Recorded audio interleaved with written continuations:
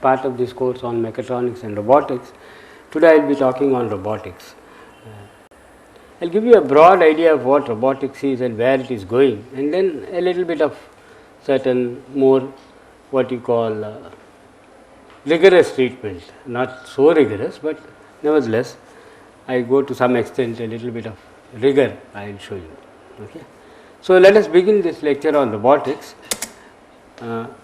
You are all familiar with automation. Okay. Automation began with what is known as hard automation. Hard automation is essentially automation which was used in the early days of industrialization for quite a long time till recently. Examples being textile machines, steam engine, speed control, and so many several other industrial applications. The problem with hard automation was that you could do something automatically. You could not do anything more. If you want to change, supposing you want to change the weave of a fabric and you have a particular specific automatic system, in order to make another weave, you had to reset the machine. So many mechanical linkages had to be reset and all that. In order to change any performance parameters, you had to reset the machine in the hard way.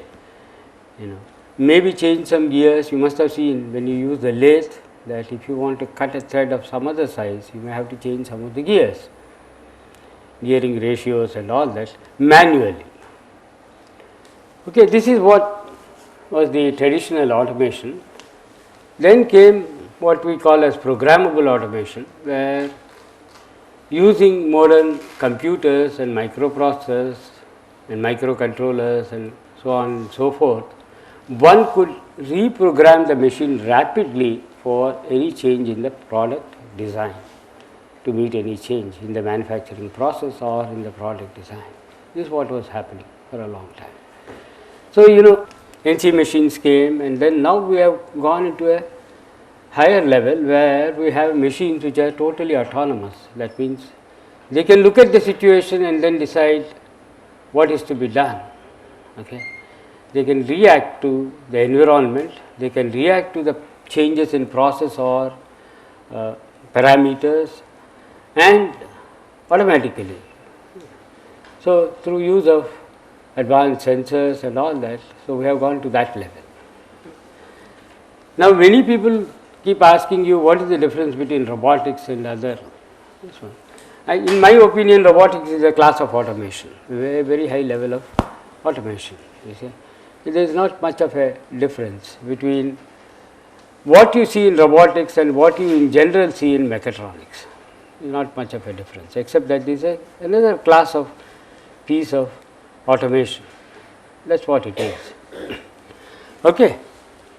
Now, let us look at what is happening in the scenario in the world. Most of if you look at nature, animals are autonomous to some extent. A dog walking on the road can spot an obstacle and go around it. It is autonomous, it takes its own decision. Human beings are highly autonomous as compared to animals, much more autonomous than animals. We do many more advanced things than animals are capable of, because we are endowed with something more than just what the animals are endowed with. The sensory capability, the ability to move around, the ability to think. Now, the quest of human beings is to attain this level of autonomy in machines. That is what they are trying to do, so that the more mundane jobs on the world, of this world, are relegated to machines. Well, it is a big dream, and step by step we are approaching towards this, but we never know when we will ever, whether we would ever reach it and when we would ever reach this sort of level of autonomy in machinery. This is what one cannot predict. We do not know how things will take a turn and how things will change. But the fact remains that worldwide many day-to-day activities have been relegated to machines. You go to a what you call that railway station, you insert a coin, purchase your ticket, and when you exit from the destination, when you come out of the station or the destination, you insert your ticket into a machine which permits you to go if it is a valid ticket, otherwise stops you. To get onto the platform also, you have to, all this is through use of electronics and mechanical systems put together. The electronic system scans your ticket and finds out whether it is a valid ticket, and the mechanical system takes your ticket and scans it and then gives it back to you. So, these are systems where electronics and mechanical together have enabled one to come out with devices which would dispense with the activity of, with the necessity of having a human being to sit down there and check whether your ticket is valid or not. This become fairly common worldwide, and even in household you have got now vacuum cleaning machines which you leave on the floor and it keeps on cleaning your room, and you can define the boundaries of where it should clean by having some infrared rays. So, that is the level to which we have gone now. Now, you may call them robotics, robots, you may not call them robots, it really does not matter. Some people have suggested, they say that there are now nurses who will take care of the patient automatically, a machine like, usually the image that you form is of a humanoid with hands, feet, who comes and takes care of the patient, but it could also be a device sitting beside the bed and taking care of some of the needs. That is also. So, somebody say you call it a robotic nurse, do not call it a robot, use the word in that sense, a robotic nurse, a robotic nurse. Okay. Many a time we are misled into believing that robots will solve all our problems, as of today. Now, many a time a young person comes and says, I want to make a machine which will wash clothes, and what he does is he tries to, he says, I will mimic a human being, 2 arms, 2 legs, lift the clothes out of the bucket of water, slam them onto the stone or whatever it is, beat it with a stick. Well, then you have got an automatic washing machines now which are very inexpensive compared to a robot.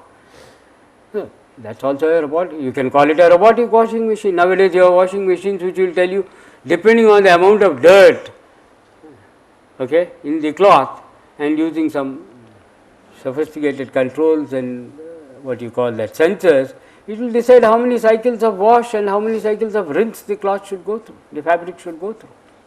These have become fairly common. I would call it a robotic washing machine, though it would never look like a humanoid, it would look like a bucket in all probability. Now, the question is it possible to develop machines which have the same autonomous capability as it has been demonstrated that it is possible, maybe not to the extent that a human is, but to a large extent autonomy is being incorporated into various machines, both on the shop floor, both at home, in space, in defense, you name it, and any area of human endeavor or application, you have got these machines. Okay. Why has this been possible? It is a miniaturization and development of digital electronics has made this possible. Miniaturization has played a major role, because if you had looked at the pictures of the earlier computers, they occupied almost the size of a room, whereas today the computer that sits on your desk carries much more, has much more power than those old ones which you occupied perhaps a couple of rooms. Now, just to illustrate, I have got in my hand a disk drive, a 1 GB hard disk drive made by IBM, you find in iPods. You can have a look at it. Well, you may say watchmakers have been making watches, wristwatches of this size. So, yeah, but then when you have to cram in 1 GB onto this little disk, it calls for a lot more than just watchmaking. I would like you to have a look at it, and I shall pass it on to you so that you can have a look at the 1 GB disk drive. See the level to which it has gone, the whole electronics is inside, the mechanical system is there, the disk drive is inside, and the disk the reading head, everything is all embedded into a small package. So, this is some of the things that have made it possible now. What is the possibility with these things? I will show you a little movie now. Just you can see this. what electronics and mechanical together can, you can see this two-wheeler, two wheels on either side of a machine, balancing itself, it is not falling forward or backwards, moving forward and backward. All possible due to miniaturized electronics. You see, the whole thing has been developed by one of our students here, and the whole thing has been developed. He has put tiny gyroscopes, MEMS gyroscopes together with the wheeled robot, and he keeps the robot from falling this way or that way. It is a mechatronic system, and maybe you may call it a robot also. You have heard of the Segway? Segway, where there are two wheels like this, and one can move, and if you move forward it will move faster, if you move backwards it will move slower. You see the sensory capabilities that have been built into all these things. This was built by one of our students here. It is possible to build these things now. You know, you get the gyroscopes in the market, and one can always utilize this. So let me go on to the next, this one of my. Where are these systems currently being used? In our country, of course, everybody keeps saying that we have a lot of manpower, why do we need all these pieces of automation? Yeah, that is true, partly. But what is the productivity of the manpower? That is the first question you have to ask yourself. How many times do they have a cup of tea in the day away from the shop floor? And what is the productivity of these systems? See, in the Western world, the utility of these systems has cut down the cost of products, because you have a whole hotel manned by one. I am back from a tour of Europe, and I was staying in a hotel. There was just one lady at the counter who managed the whole hotel of about 200 rooms. What do you say for that? Okay, so that means, if you have lot of humans, doesn't mean that you get a lot of efficiency. So productivity and this have to be linked. We have our own problems. Nevertheless, one has to be realistic that worldwide people have been cutting down on human beings in being engaged in mundane tasks. They want them to go to a higher level where they are more busy with decision making and all these things. But there are some tasks where a human being, for example, I just now passed on to you this little hard disk drive. There are very delicate components and they have to be carefully assembled. There might be soldering of very fine wires onto chips. Any little vibration, your solder is gone. So at such places, I don't think a human being will be able to handle that. So it is at such places that you still need robots. You do use, nowadays most of these countries use some form of automation, including robotics, for this purpose. Okay. And when they use robots, what do they get? Any piece of automation promises you consistency, either a consistently good quality or a consistently bad quality. It will repeat the same mistake again and again, unless you have got it endowed with some lot of autonomy, wherein it will know how to correct the mistake. That means, the product has to be simultaneously checked in order to correct the mistake, otherwise it will give you. Car welding, for example, the car bodies are now welded by robotic systems which go and weld the car body. Now here you get a consistent quality of the weld, which is not possible when a human being is doing. He is inconsistent, let us face it, a very skilled worker also. So that is why these are some of the tasks, repetitive, boring, but demand a lot of skill, which can be relegated to robotics. Other tasks which are relegated to robotics are handling toxic material, okay, and loading and unloading jobs from machines like presses and all, where accidents do occur when the person puts his hand inside the press and gets it crushed. Painting, assembly operations, okay, wherever safety is paramount, inside nuclear reactors or some hazardous chemicals where your robots can be used for this. Also in handling fragile and tiny parts, as I told you, for welding and all these things. Another place where they are trying to use, you want to go and inspect very close to a volcano, remote areas, you are not able to access that place, you can use these robots, send them across. You go and explore Mars, you can't go there, so you send the machine across. Okay. Handling explosives, exploring the deep sea. You have seen the movie Titan, where you have seen that submarine go inside the ship, and that is what it really did. It was not just a movie. Titanic, when it was spotted, they sent this small little submarine to see and verify whether it was a real Titanic or something else. So, these are all things that have been relegated to robotics more and more. Now, let us go to this one. Here is a picture of a robot painting a car. You can see, here a robot painting a car. Here is the actual car. You can see the car body and the robot going and painting. This is a hazardous task because paint is generally inflammable and an accident could occur. It is toxic, you see. That is why you will find those workers wearing masks, and since it is inflammable, you have to very carefully design your robot because any electric or devices inside should not lead to a spark and a flame. What is the status today? I mean, I do not think I have covered the entire status. It is impossible for me to, I do not think it is possible for anybody to list down what is the current status. Even as I speak, I am sure something else is coming up. Look at the rapidity at which your cell phone is becoming obsolete. You buy a cell phone today, 6 months down the line, then no spare parts are available because he says the model is gone. There is the rapidity at which technology is changing.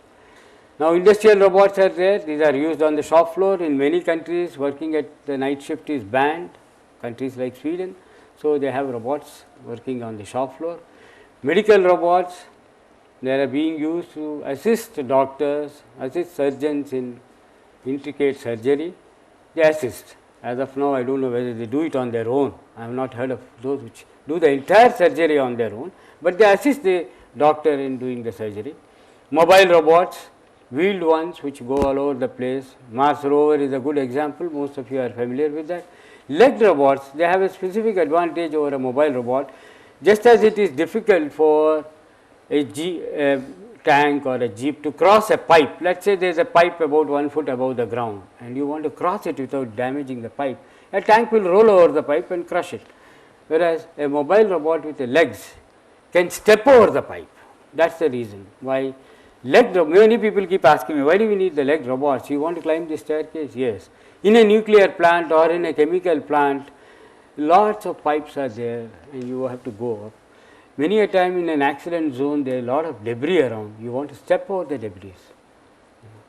Accident zones, you want to step over them, then a leg robot is specifically useful. Now, robotic aircraft have become, you go into the enemy territory and you do the surveillance there. Robotics aircraft have become fairly common. So, such things are going on, you see. Robots for entertainment, this has become a very big what you call that industry. Robots which will keep the child happy, which will keep your parents happy, particularly the elder ones, keep them. Robot which assist elders and blind persons, handicapped persons to move around, those have also started coming. Also robots which will lift an elderly patient from the bed and put him on the chair or whatever, these have come up in Japan. Robots for cleaning at home and industry, I mean the field is simply blowing up phenomenally. Okay. Here is one of our attempts to build a robot. This is an industrial robot which we built in the laboratory. This is driven by stepper motors. You can see that there are two arms, two portions of the arm. There is a joint here, it moves like this. Okay. And then there is one more device which will go up and down in order to grasp an object. And this is what we had built. You can see the microprocessor, old microprocessor kit which was used to control this. This vintage is about 20 years old, back 20 years ago, maybe slightly earlier than that. The drivers of the stepper, the microprocessor and the arm is here. We had built this, some of our students have built this. It is known as the SCARA robot.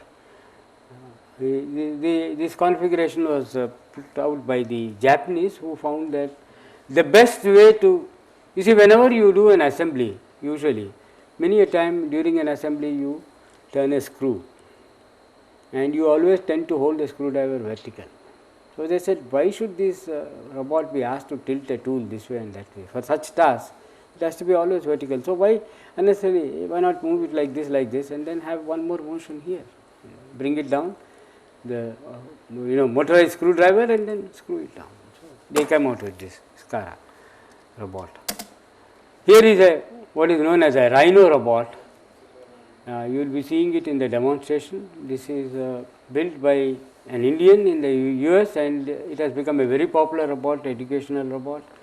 This configuration is similar to the human hand. It has a shoulder here, here is the shoulder, here is the elbow, similar to your elbow, and then there are the 3 wrist motions. You look at your own wrist, you have 3 motions, one this way, and a third is a rotating motion. 3 wrist motions, 2 main body motions. So we call each of these as an axis. So this is a 5-axis robot. A shoulder motion, a shoulder axis, an elbow axis. These 2 together allow you to reach objects which are far away and close. Okay? Yeah, you can fold the elbow and raise the shoulder and fold the elbow, or lower the shoulder and reach objects which are above, below, far away, close. Okay? All right.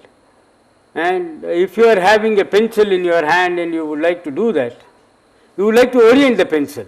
You have a torchlight, you would like to orient that. For that we generally, this is a very general way of looking at things, we assume that the wrist is going to do it, and you have 3 wrist motions. In addition to this, the whole robot can turn to the left and right. The base is fixed at one place, you can turn to the left and right. So you can reach objects which are on your left, which are on your right, up, down, far away, nearby. These 3 are from the main 3 motions of the main body, the rotation of the whole body, the motion of the shoulder, the motion of this elbow, and for orienting, it is a very gross. When you do move this, you obviously change the orientation of the pencil also. You can notice the orientation has changed.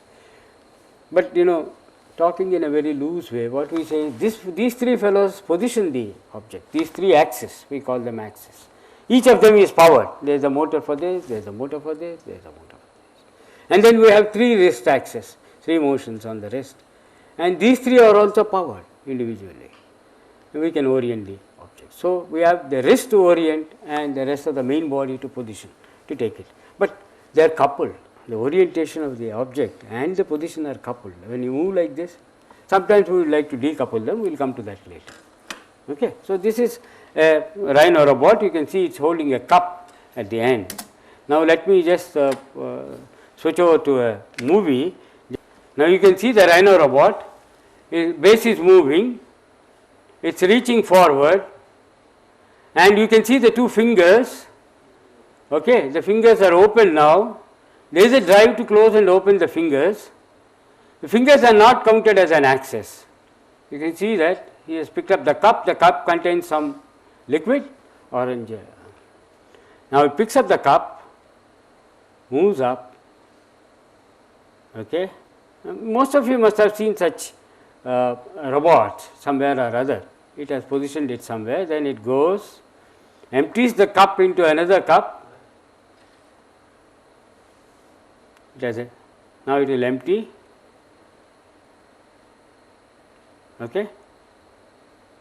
Now it will return and place the cup at the original position, the first cup. And it will get back home and sit there, waiting for the next command. Done it? Comes back. It will put the straw, sorry, I forgot. It will take the straw, put it in the cup. It is putting the ice cube first. It picks up the ice cube, puts it in the liquid, then inserts the straw into that cup. You can see how this happens. Okay. Now you can't make out whether, yeah, it has lifted it, and now you see it will position it over the cup and drop it into it. Okay, that's it. So your ice cold soft drink is ready. Now you need a straw in order to drink it, so it will place the straw in that. You see the variety of objects it has been able to handle: a cup with a stem, a cube, and a straw. There is a variety of handles, objects it has been able to handle. Okay. So, now let us get back to our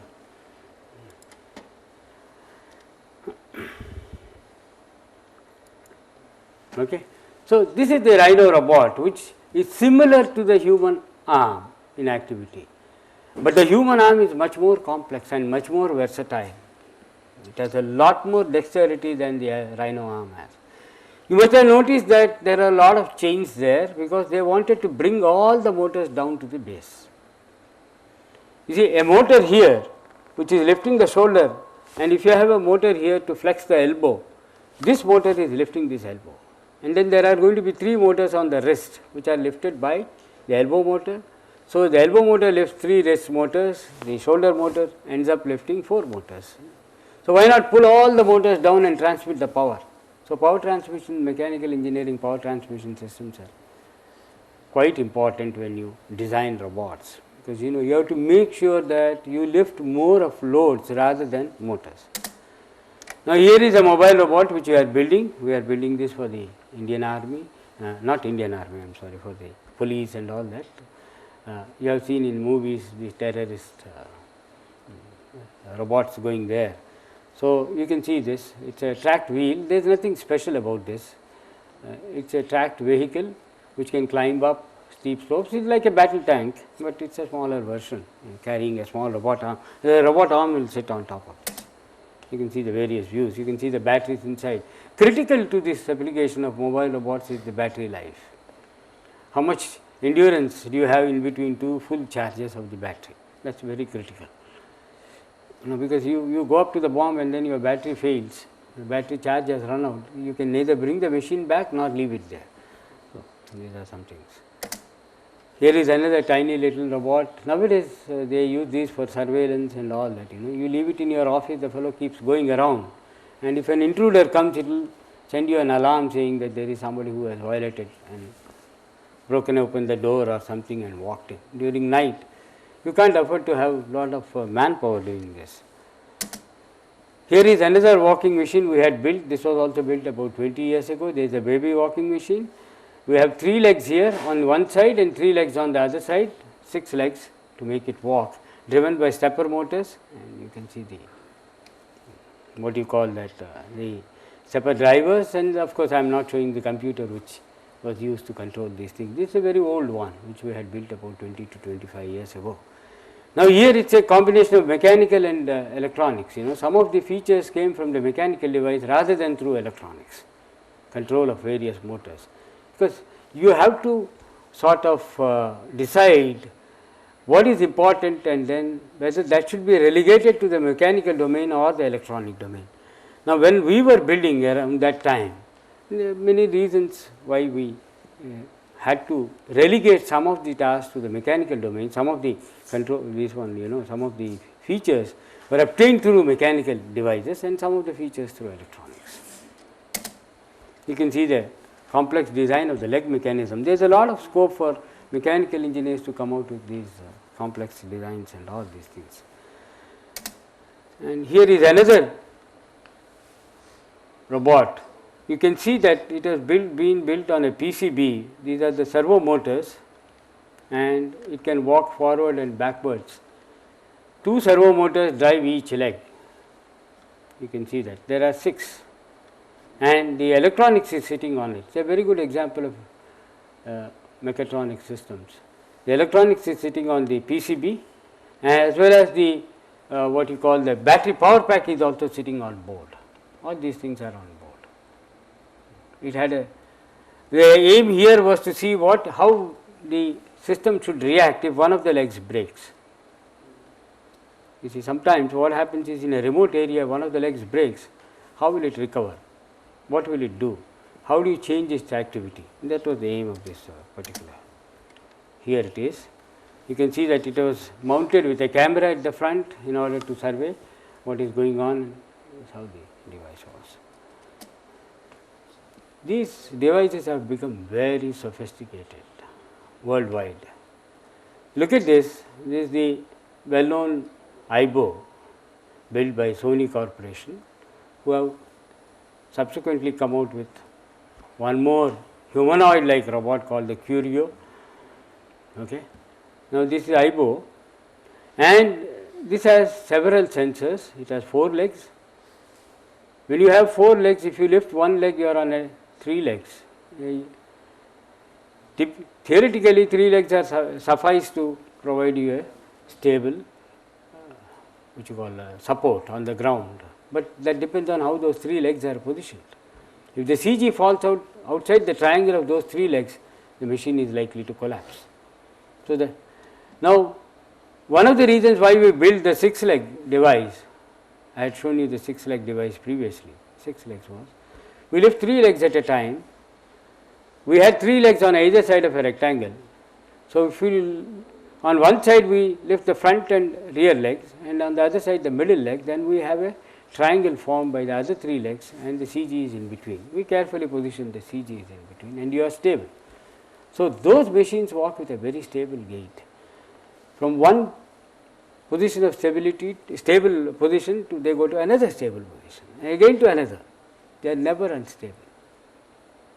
Whereas here, you have a different.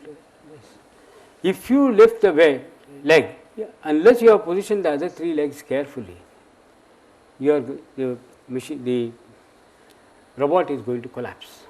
It's just going to fall off. Okay? So, that is the next level. You have to plan, every move must be planned. In our case, we only threw 3 legs forward, because we knew the other 3 would keep it stable.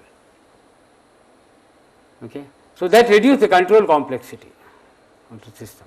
So, that means here the control complexity is becoming more. Now, what about the leg?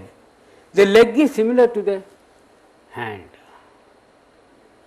You have the thigh joint which is equivalent to the shoulder, the knee which is equivalent to your elbow, and then you have the ankle and other joints. The leg is also similar to this. So, whatever you know, if you know how to control an arm, you know how to control the leg also. Except that now these 4 legs are positioned on a body, and you have to control all the 4 legs or 6 legs, whatever it is, in order to move forward and backward. Now, this has been endowed with several autonomous features. There is a camera inside the nose. It can sense this particular object. It is an orange ball. It has been programmed to sense it. Okay. And there are many sensors inside which will tell it how it is behaving. Plenty of fun. It can wag its tail. It can recognize certain audio signals. All that. Now, this is shown playing football. The Sony Corporation gave these robotic puppies to many, somewhere around 16 universities worldwide, and was periodically conducting football competitions between these teams. So, here is the orange ball. The fellow detects the orange ball, the goal, decides, and then shoots the ball. He pushes it, in fact. He really does not kick very hard, he pushes it. Okay. And 2 teams are there, one in blue colored eyeballs, another in red colored eyeballs. He should know who is who, whether the opponent is blocking him or his own player is blocking him, his movement. And if somebody in the audience wears an orange ball, the machine is confused. Orange shirt. So, the audience is told not to wear some colors. The ground you see is the blue color. There is a little bit of blue here, a little bit of green here. These are things to be avoided, because this fellow will get confused. He will know where he is. So we started building based on this a machine called Nataraj, a 6-legged walking machine. It's sitting on a circular. Here the 6 legs are disposed around a hexagon. In the previous case, the 6 legs were disposed around the sides of a rectangle. Now we dispose them around an hexagon. There are certain advantages when you dispose the legs around a hexagon. Now these legs are, the foot can lift up, the foot here can lift up, can be thrown forward, and the whole leg can swirl around the hexagonal base. So you can position 3 legs forward and 3 legs back, it will look like a horse. You can spread the 6 legs around and look more like a spider. The advantage is, now if you want to go in one particular direction, you just turn all the legs in that particular line, you know, 2 legs moved forward, 2 legs backward, there are already 2 legs in that line, and so now this is the forward direction or the backward direction, whichever what you call. So that was the advantage. This machine was built locally. The brief from BARC who sponsored this project was use as many local components as possible. There are a lot of problems importing motors and all. So, you will see these red and green motors are Raleigh Wolf motors. From Raleigh Wolf we use those motors as servo motors. We converted them into servo motors, then there is a complex mechanism. Now, this mechanism what it does is, it allows the foot to lift in a more or less vertical line when you move one motor. Now, when I want to move my arm in a specific line, I have to move both the motors and synchronize their movement in order to move my fingertips along a straight line. Now, this is going to be requires computational effort. Somebody has to do the calculation and synchronize these motors, and that is the microcontroller or processor or computer, whatever you call it. So, what we did was we relegated that task to the mechanical domain and came out with a linkage where when you drive this one motor, the leg lifts up. When you drive a second motor, it is here sitting behind, it moves forward and backwards. And a third motor sitting here, you can see it here in the behind, little motor, this reddish and greenish one, that steers the whole leg. So, we cut these 3 into 3. So, it is easy for us to control the machine. You know, computational effort has been brought down. Inside this machine, the whole electronics you can see, and inside the central well, we have the computer which is going to look after the synchronization of the various motions in order to obtain specific gaits of walking and all. The whole machine can sit up and down. It can sit down, it can move up. So, this is how the machine is. You can see the hexagon and the legs are positioned around them. These are the red ones, show the motors which we have. Of course, this is on top in the real machine, it has come to the bottom for clarity. We just put it at the bottom.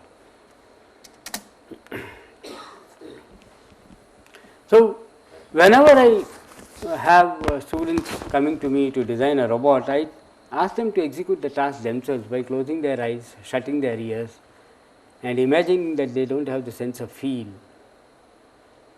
You know, that is the lowest level. Okay. Many of the tasks can be simply this, I mean you can, when you approach, when you want to start designing a robot, think of yourself as a robot and try to execute the task. Many a time what you should do in the next step will automatically emerge. I am talking of the broad level of design of. So, we have arms and fingers to manipulate objects, legs for locomotion, muscles are our actuators. There are now worldwide there are what are known as artificial muscles have come up. In fact, one of the companies Festo is selling pneumatic muscles. You get them in India. Festo is selling pneumatic muscles. Eyes provide vision, cameras are very inexpensive if you have proper, you know, what you call that vision software to manage, to grab the camera pictures and process vision, you can do it. Nose for smelling, they are trying to come out, I do not think they have yet perfected anything. Ears for hearing, this has become fairly common, robots which respond to your voice, this. Tongue for taste, I do not know whether it has been done, people are attempting.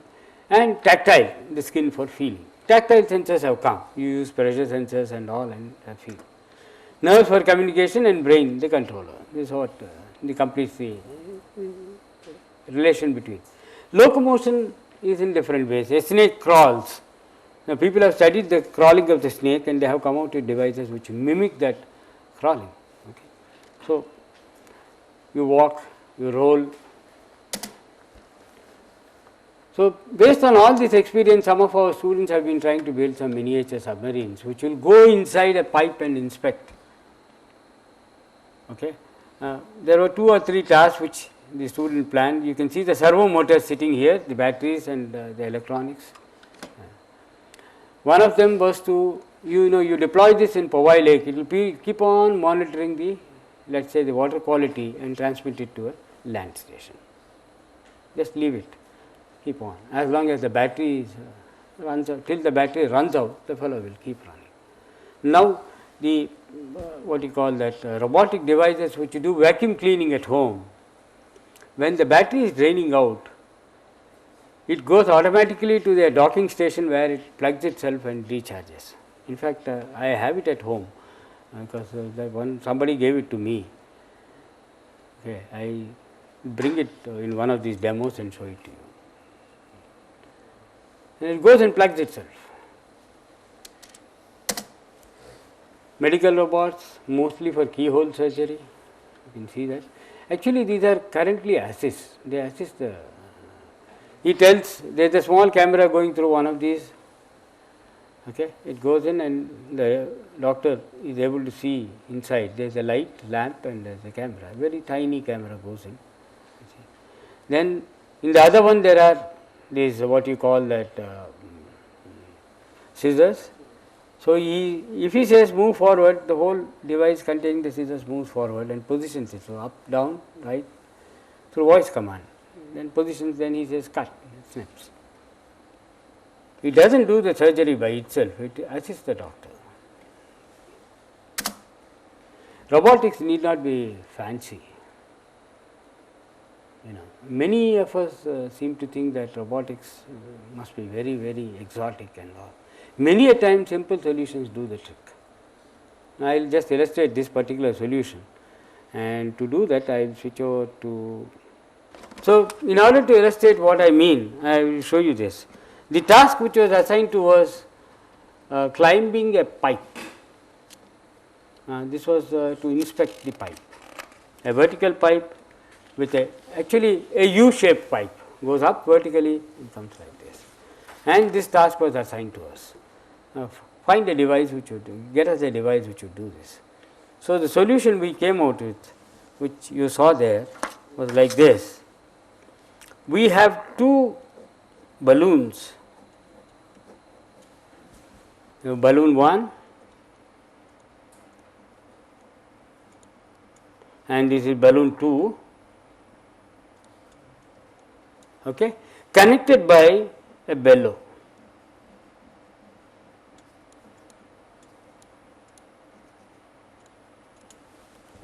This would be basic. So, if you have a vertical pipe,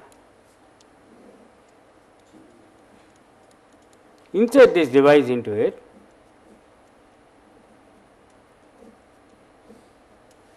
okay. Now, you inflate this, this is deflate bellow, deflate the bellow. So, these two are together close to each other, inflate this, grip the sides of the pipe, okay. Then, so 1, this is, I will call this balloon 2, I will call this balloon 1, I will call this bellow. So, first step is deflate, inflate bellow 2,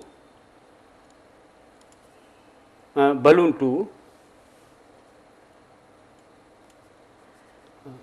okay, step 1, then deflate bellow,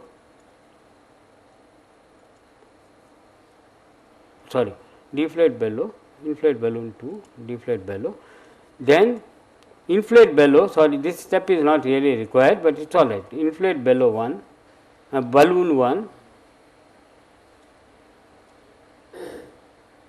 no, I am sorry, I am making a mistake, just one, let me go back.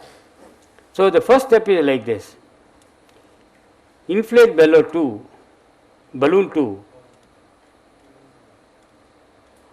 inflate bellow, balloon 1 rises, now inflate balloon 1,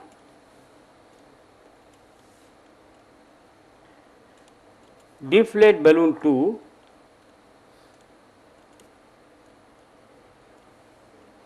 and deflate bellow. Balloon 2 rises. Got it? This is how we go. Now, how do I come back? I have to come back to the PowerPoint. You can use these, it can take a turn, U-turn. It costs about, we use it, I mean for a demo we use these car tires, but if you use the proper balloon material and all that. Pardon? It is a bellow, there is nothing there, it can always, huh? That's all, yes, you can bend the bellow. So what are those two, this violet one? Here, Yeah. these two, those are the balloons, the car tires. We cut them, stuck them up, and the student pushed it up a pipe, inflated it. It was so strong that he just jumped up, held it, and he was hanging there. That's roughly about 70 kilos. It could take up that much. So what I am trying to tell you is that many people seem to think that unless we go for a very high sophisticated level, it's not robotics. Well, everybody is doing everything and calling it robotics. So you can also call anything. So don't worry. There's a lot. Whatever a human being can do.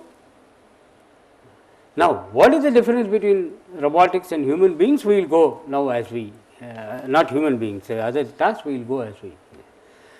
See, let us look at this robots versus nature. Manipulations, arms and fingers, I had told all this. Okay. So I think I will skip this. I have shown you this, and I had told you the so called axis of movements. These are what are known as multi degree of freedom systems. You see? It is not. Now look at the sewing machine at home. You pedal the sewing machine, the needle moves up and down, and the cloth is also traversing. Okay? This is a single degree of freedom system. With one motor or one motion, you are able to get all these things. Okay? Single degree. Imagine a situation where you have to pull the cloth and your pedal operation only moves the needle up and down. In the current sewing machine, the cloth is also pushed forward by the sewing machine itself. So you get the correct stitch length. But imagine a situation where you are pedaling and that pedaling motion gives you only the up and down motion of the needle, and the cloth you are pulling with your hand.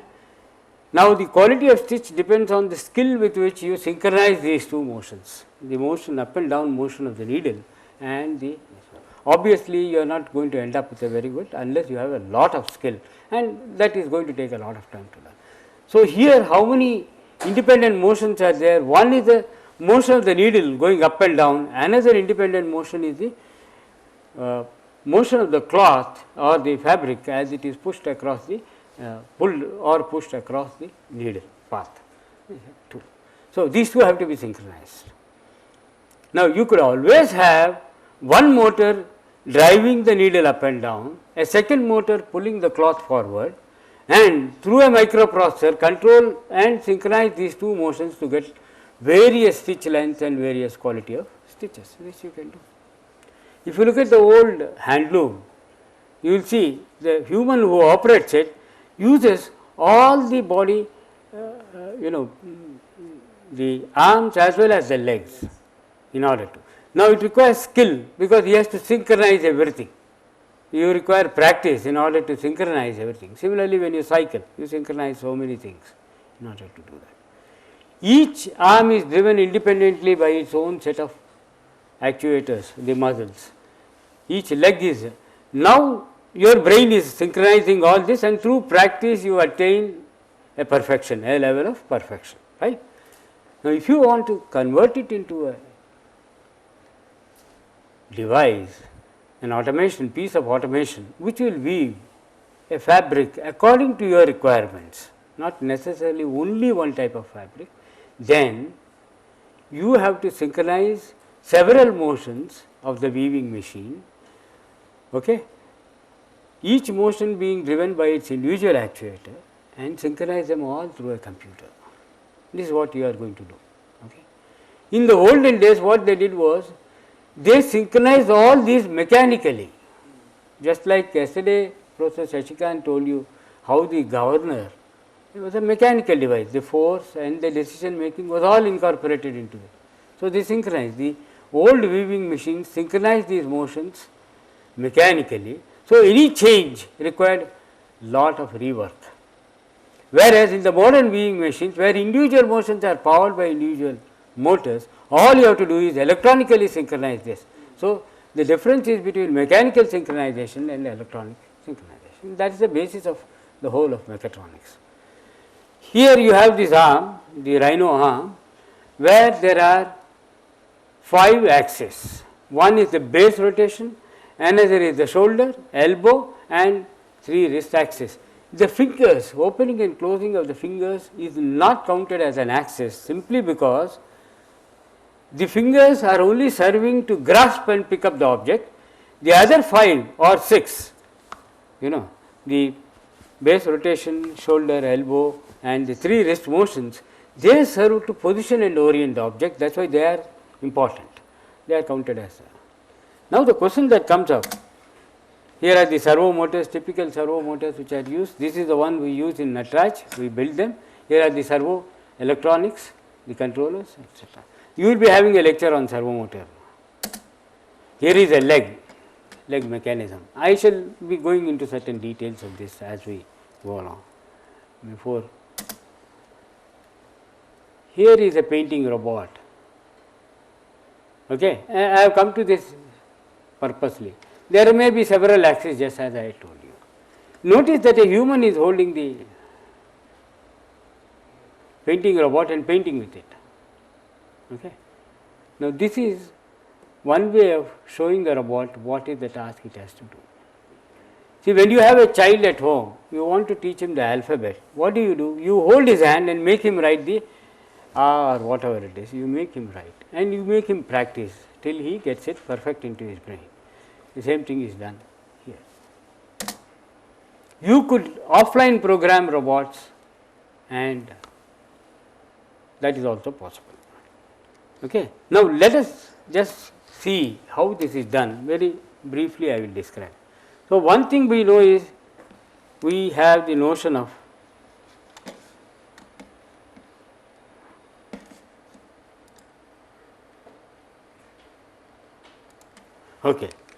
we have the notion of axis.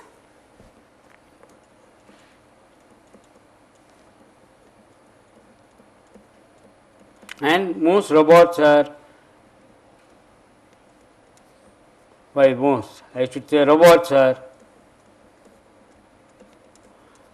multi degree of freedom systems. Okay? Freedom.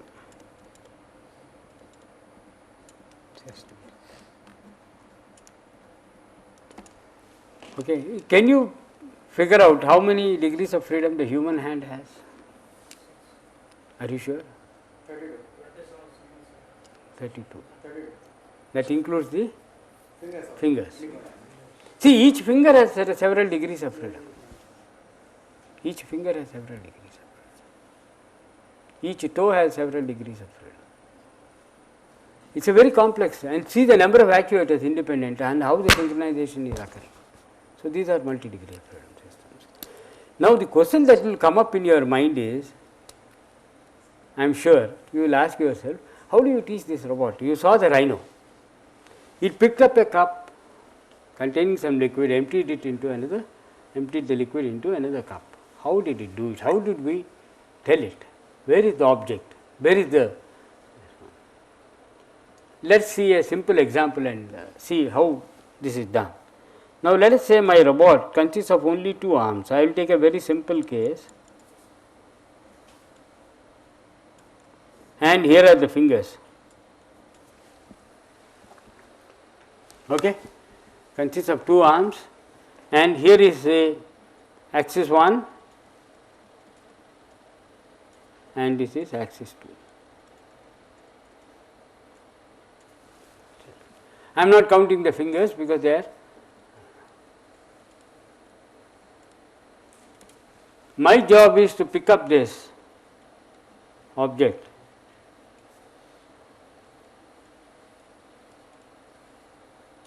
in location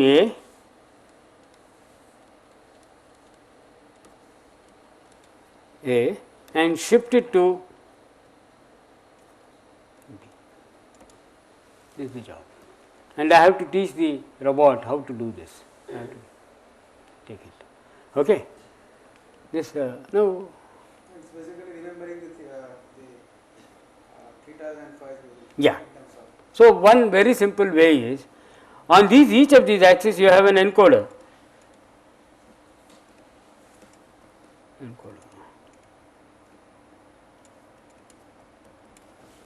Okay, you have an encoder. So what you do is, you take the robot physically by holding the fingers, take it up to the object, hold it. Then these encoder readings would give you what are the angles here in order to reach this object, record them. Right? Then take it to B, record another set of angles. These joint angles which you have recorded, they denote, so for example, let us call this theta and let us call this phi.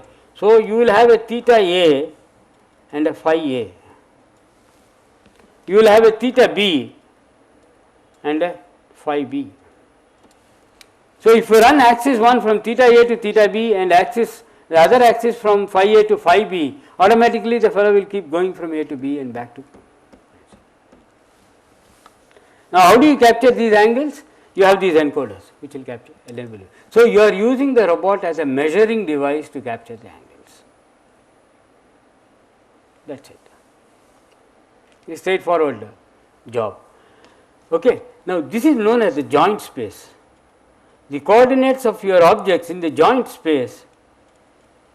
See, I can express the coordinates of my object as xy, that is the Cartesian space,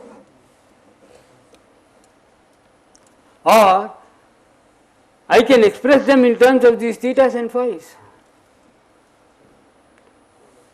You see, for any given theta and phi, there is a unique point in the xy plane. So instead of telling you x equal to this much, y equal to this much, I simply say theta is equal to this much, phi is equal to this much. That's all. So everything is. So I operate in the joint world. That's it. So that is much easier for me to operate. So that's why the point to point tasks executed by robots where most of the time they work in the joint world and not in the Cartesian world. The control is, everything is done in the joint world. Professor Seshu will be talking to you about these controls. This is a revolute joint. But my interest is to see that the motor goes from theta A to theta B, that's all. That's my, so I work in that. Why unnecessarily go back to B? Now transformation from xy to theta and requires computation of joint angles, trigonometric entities, all these things. Direct kinematics is when theta A, theta B, phi B are given, finding the Cartesian xa, ya, that is known as direct kinematics. Inverse kinematics is when xa, ya is given, finding the theta s. Once you know the joint position of the robot with respect to the object, that you have to know. You have to know where it is sitting. Let me go to the next.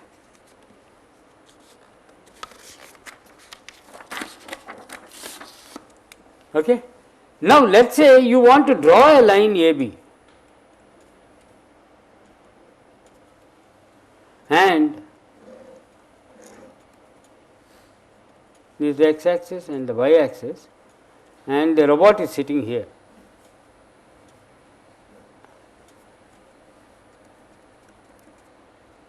Okay, this is the theta and this is phi. You want to draw a line AB. How do you tell the robot, why don't you draw a line? How will you? Just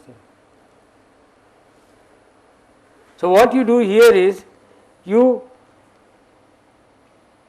take the end effector to the point A, capture theta A and phi A,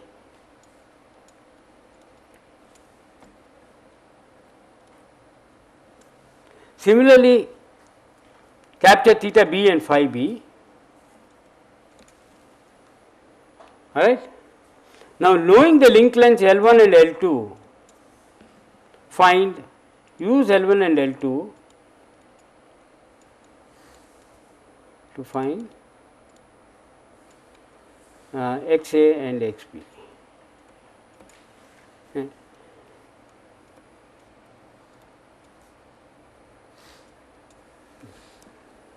So now you have this. Now once you know the xi xb, it is easy to find the intermediate points. Now once you know the intermediate points, it is easy to find the corresponding theta and phi for each of these intermediate points. Then you go back to the joint this and keep running. This is what they do. Okay. So this is how the robots are taught. This is how they are. Another way is you move the end effector along the path you want. That's used in painting. Move the end effector along that path you want. Capture the angles and replay them. That's what they do in painting. They have a skilled worker who paints the car, and the joint angles are captured and they are replayed. Of course, there is a lot more just than what I said, but that will follow in due course. You will learn. Okay? Yeah. Now come here. No, it's not going in.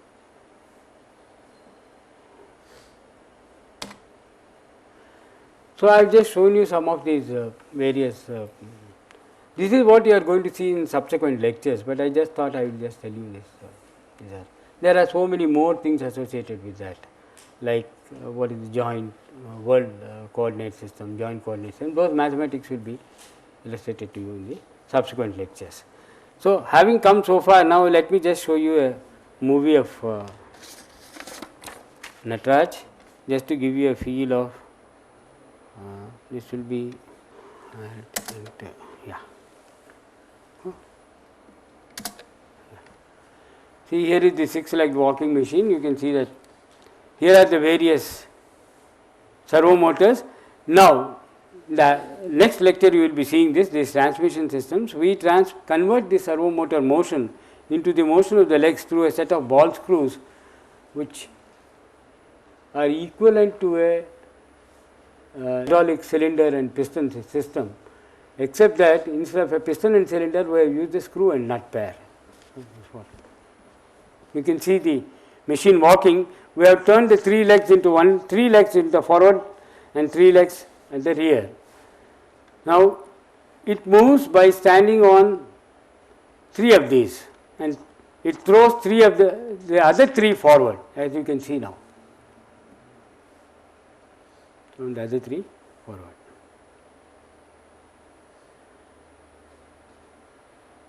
Now this is slightly slow. I will slightly speed it up, because it's all.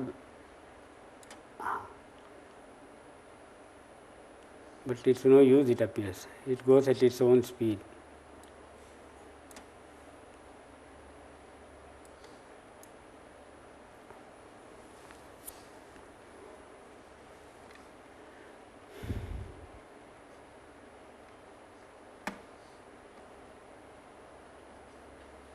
No.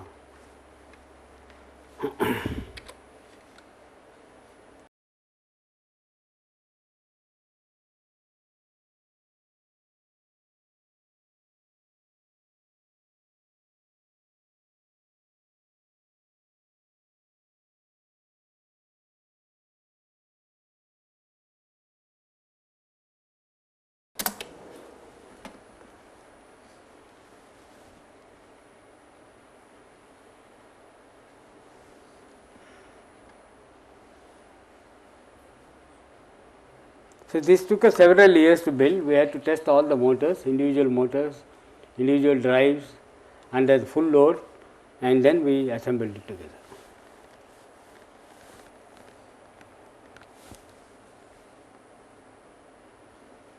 Okay, just I will show you one more part of this, where it stands up and down, and then we will complete the.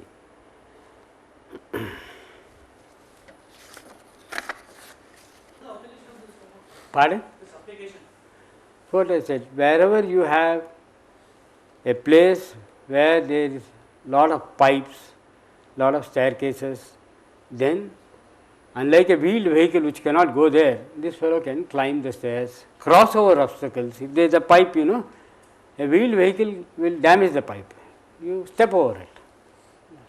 At such places, you can go inside carrying an arm on top or a camera in order to do some inspection.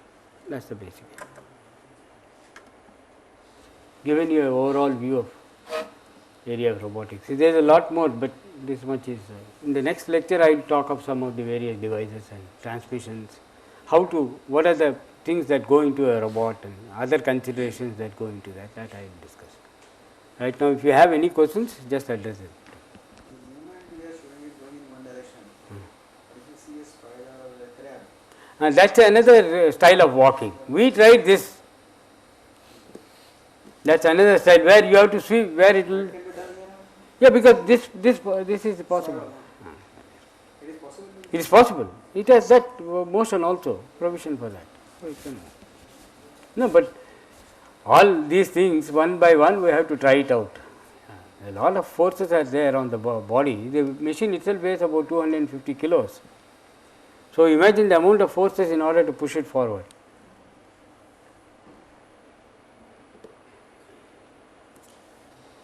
Sir, how much time did it take to develop it? 6 or 7 years.